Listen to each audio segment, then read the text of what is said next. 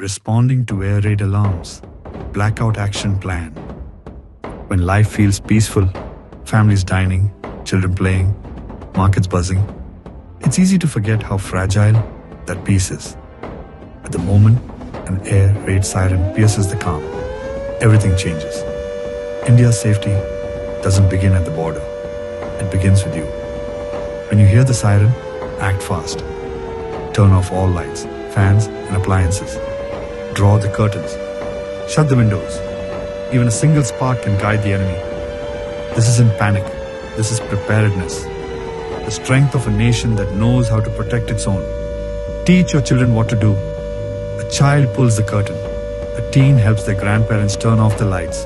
A family sits in silence, calm, composed, ready. Across the city, the spirit awakens. Volunteers check rooftops for light leaks. Women check on elderly neighbors. Soldiers at the border, calm, alert, unwavering. This is India. Every home, a fortress. Every citizen, a shield. In darkness we don't hide, we unite. From cities to villages, a quiet blackout spreads. Not out of fear, but love. Love for country, love for each other, and belief that in every test, India stands tall. Stay calm, stay strong. We belong to India. India belongs to us.